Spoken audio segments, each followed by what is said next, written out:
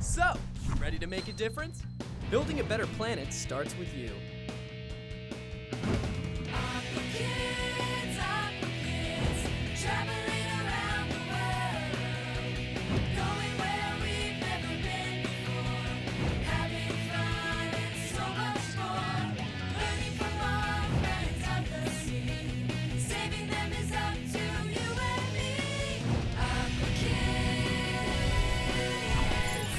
Hey everyone at home, and welcome to another exciting episode of Aqua Kids. I'm Drew. And I'm Jeremiah. In today's episode, we're learning about biodiversity. Drew, why don't you tell them what biodiversity is? Well, Jeremiah, biodiversity is just a fancy way of saying that there are a lot of plant and animal species in the ecosystem here. And in fact, today, we're working with a nonprofit organization called the Maryland Biodiversity Project, the only one of its kind in the country that is so successful at conducting such a survey in biodiversity. Let's go meet up with Jim and Bill and find out why their program is so successful at cataloging species in the ecosystem. Let's do it. Hey Oisin, you ready to look for dragonflies and other biodiversity here on the river? Yes. Let's do it. Now, Drew, I see Bill and Jim, but who's that little guy? He's wearing one of our shirts. Yo, we Yo. gotta check this out. Absolutely. Well, I know you guys, but who are you? Didn't you get the memo? I'm the new junior Aqua Kid. Oh, Well, hey, welcome to the team, man. Thanks. what's your name? My name's Oisin. So what are you guys up to? Hey, good to see you guys. We're here on the Susquehanna River in Harford County, Maryland, and we're going to be documenting biodiversity for Maryland Biodiversity Project. Now, I hear your organization is one of a kind. Can you explain a little bit about it? Sure. So Jim and I started Maryland Biodiversity Project in 2012. We started off as birders and got into insects and whatnot, and we were always amazed that there wasn't a place where you could look up all of the different things found in Maryland. If you wanted to look for a fern or a bee, there wasn't a place to find that. So we made a whole system to catalog the now 17,000 plus species that have been documented by our community here in Maryland. Jim, you want to tell us a bit about how many types of things we found? So after 5 years of documenting biodiversity in Maryland, we have recorded over 101 mammal species, over 450 species of birds, over 2,800 species of plants, untold numbers of insects, like over 2,600 species of moths, over 150 species of butterflies, 450 species of fish. So that's what we do. We collect data on the species that are found in Maryland.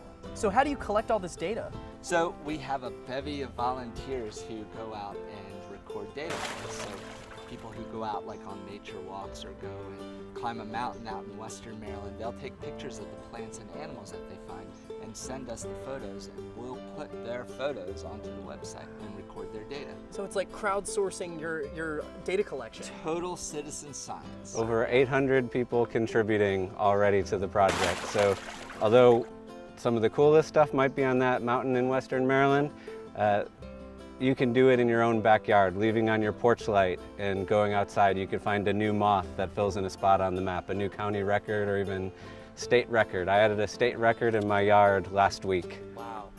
Do you think there are a lot more species out there that haven't been discovered yet? Absolutely. Although here in Maryland we have over 17,000 species documented, we're adding new stuff every week. Literally new species for the state. It could be a moth, a beetle. We're in a place where in this area they've still discovered a new species of swallowtail, a new species of leopard frog, new to science. It's really amazing what you could find in your own yard. We have schools that have documented new ants for the state list. It's absolutely amazing, and people like you can document something and contribute directly to science. When we come back, We're gonna follow Bill and Jim to see if we can collect some biodiversity. What they said. Now it's time for Aqua Quiz with your host, Drew Cruz. I'm your host, Drew Cruz, and it's time to test your knowledge with another Aqua Quiz. The Maryland Biodiversity Project is an organization focused on cataloging all of the living things in Maryland. Their goal is to promote education and conservation by helping to build a vibrant nature study community. Do you know how many species they've cataloged since 2012? Is it A, 8,000 species, B, 10,000, C, 12,000, or D, 17,000? I'll have the answer after the break. Welcome back to Aqua Kids.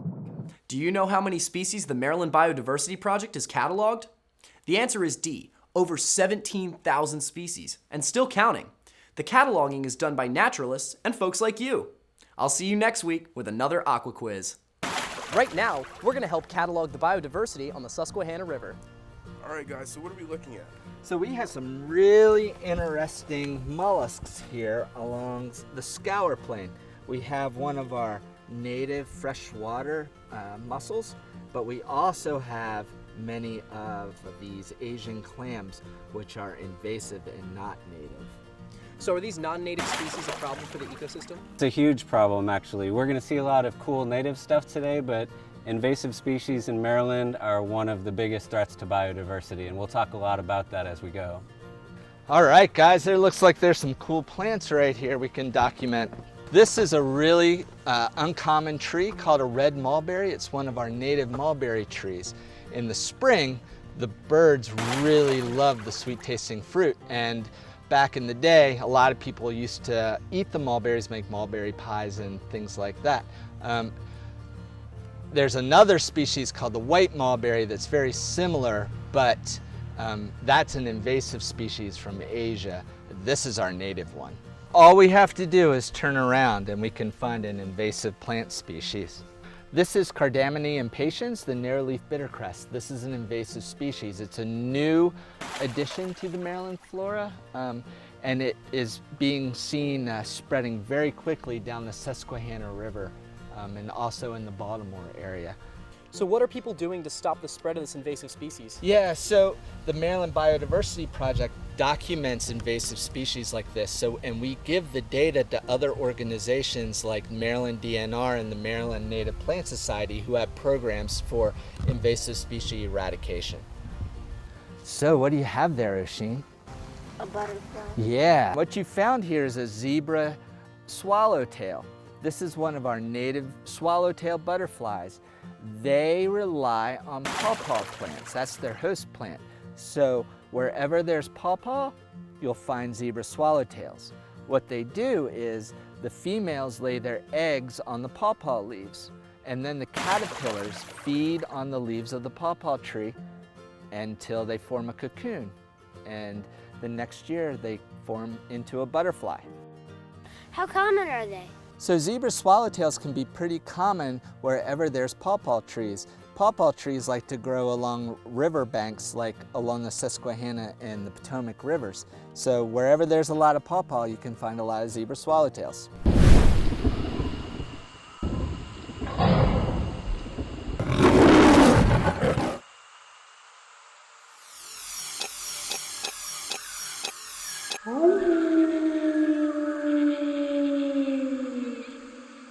The gray wolf, ancestor to our modern dog, is found scattered throughout North America, Europe, Asia, and the Middle East. Once numbering in the millions, its population has fallen below 250,000 worldwide. An intelligent pack hunter, the wolf has a complex social structure and strong family bonds similar to humans. The ancient people learned to hunt by watching wolves. These carnivores keep herbivore species healthy by preying only on the weak and injured, preventing overpopulation and overgrazing. Habitat loss, conflicts with humans over livestock, and our fears are the greatest threats to this misunderstood creature. Find out ways you can help the gray wolf and other apex predators on our website. Aqua Kids will be right back. Welcome back to Aqua Kids. All right, guys, it looks like we have some cool specimens here. Let's take them to Bill. Awesome. Okay, what do we got here? You tell us. Here, check this out. This is a nice one. Gotta be really careful with some of these little ones not to hurt their wings. You could hold the two wings together. Bill, what is this? This is a species of damselfly found here. This is a female blue-fronted dancer. We caught her along with the blue male. They're closely related to dragonflies. They're a different suborder. They hold their wings above their back, so they're a good indicator of clean water, and this is the kind of species we like to document everywhere in the state. So this is a great find by you guys. Hey Drew, what do you got? Well, I caught a lightning bug, but it's daytime, so that's kind of weird. It is a little bit weird, but we're in a really shady, wooded area, so not totally unexpected. Interesting fact about lightning bugs or fireflies is that they're actually a species of beetle, a soft-bodied beetle. This is another great group of insects we want to document because a lot of people think they're declining, maybe due to development or use of pesticides and so on. So another good indicator of quality habitat. So if you have fireflies in your yard, you should be happy about that. And if there's any ability to improve your habitat or stop using pesticides to spray your yard, this is something that might come back and do well. So Bill, we got our binoculars. What are we looking for? Well, this is an awesome area for breeding and migrating birds. It's the first day of July, so everything is a breeding species here. There's a repeating call of a beautiful bird that would be easy to miss called an indigo bunting at the top of that tree. A little bit further this way, Oisin. Near the top of the tree, it looks kind of plain if you're not looking at it with binoculars. In binoculars, you can see the bright, deep blue color. And across the way, on and off, has been singing yellow-throated vireo. It might be hard to get on, but kind of right in the middle of those trees in the shadows. The ones flying by are American goldfinches. All right, awesome. Hey, Jim. Hey guys. So we've seen some insects and some plants and some awesome birds, but how about the fish around here? Yeah, so the fishing on the Susquehanna is world renowned. And one of the greatest fishing spectacles in Maryland happens in the spring with the shad run. They come from the ocean up the Chesapeake Bay and into the Susquehanna River. And actually, some of the shad actually come up Deer Creek right here up into the shallows and breed. And you can see thousands of these shad swimming up the river. Hi, Drew here. You know, it excites me to meet kids like us who love to protect the earth as much as we do. Young people who are pioneering powerful ways to conserve and protect our planet. I call them eco-defenders. Let's find out what they're doing.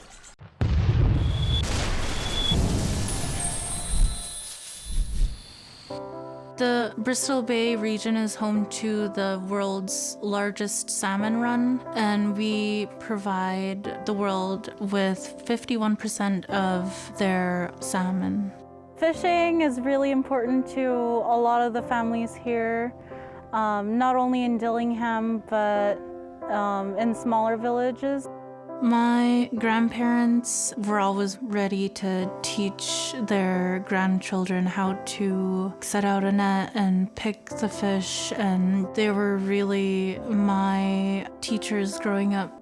We live off the land, and with not very many jobs and very high prices at the store, it's really important for families to get a caribou or a moose to process and put away in the freezer so we could eat in the winter months. The Pebble Mine would be the largest mine in North America. You'd be able to see it from space. If it goes through, they will use as much water as Seattle does in 1 year. The mining operations would be a threat not only because of the huge hole that they're putting in the ground, but the toxins from the mine would be a threat to our salmon. United Tribes of Bristol Bay is a consortium. We represent 14 tribes in Bristol Bay, which is 80% of the people.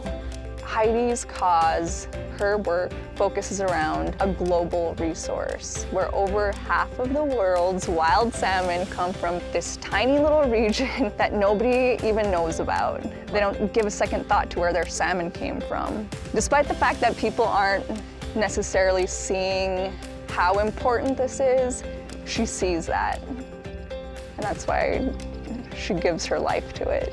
It's important to look in the future for the generations after me and after my nephew's generation. We really want to protect traditional practices here, and we want our culture to thrive.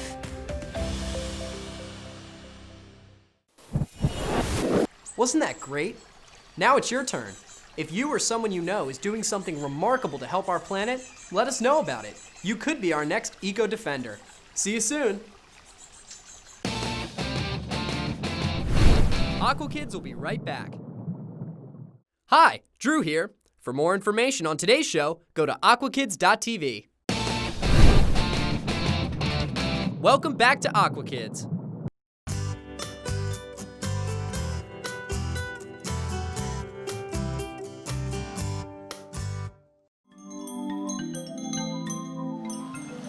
Hi, I'm Erica. Jessica, and you're watching another episode of My Beach Report.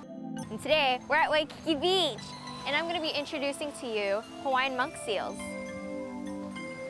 Did you know that just a few days ago, Hawaiian monk seals were actually at this beach, and hundreds of people were observing them? That's kind of a lot of pressure for 2 little monk seals. I mean, I can't handle that.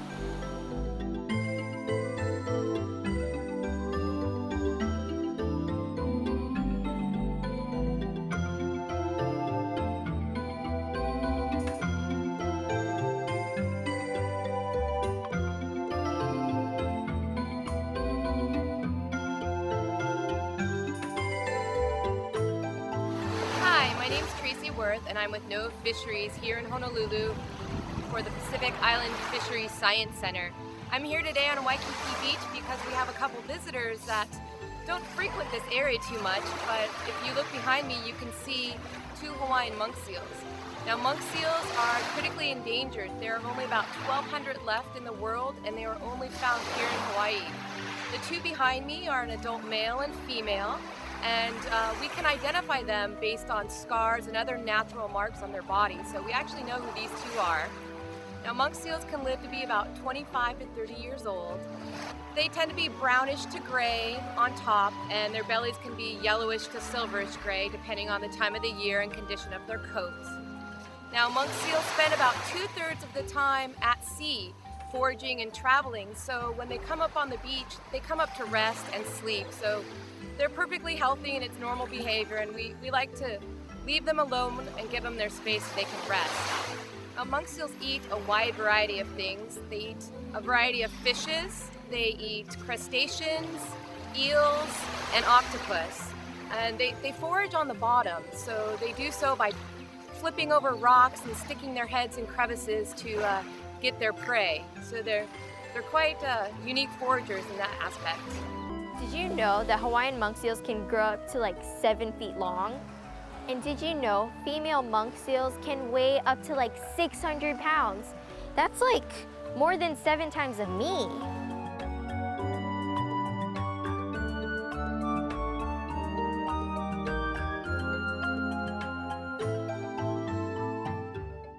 Wow, that day with the monk seals was incredible. And remember, monk seals are endangered species, and it is illegal to be less than 100 feet from them.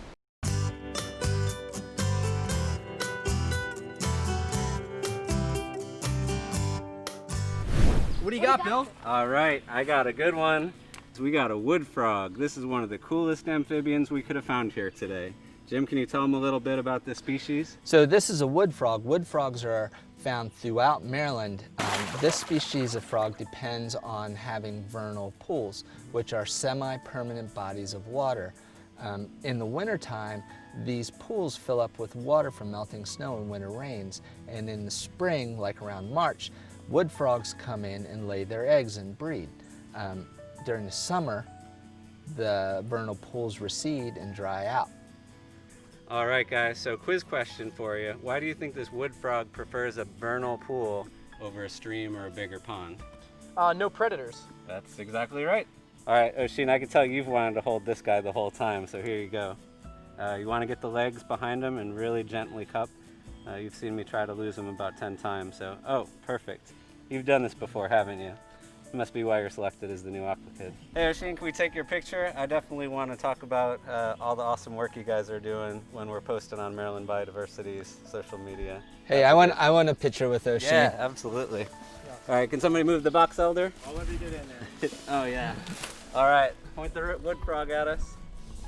All right, got through. 1, 2, 3. Awesome. So how cool was it to find a wood frog right along the path? That was awesome. Yeah. We have seen so many cool biodiversity things today, all kinds of species. It's been really great. Now, why is that important? We've seen a number of species, from birds to fish to amphibians. Why is that important to you guys? Yeah, so how do you know what species we're losing if we don't know what species we have? Wow. So much of the data about the biodiversity of this ecosystem that you guys have collected has been from people like us. So how can people like us get into this whole citizen science thing? Yeah, one of our biggest goals is to keep the common species common. Common species common. Wow. Well, that wraps up another great episode of Aqua Kids. We'll see you next week.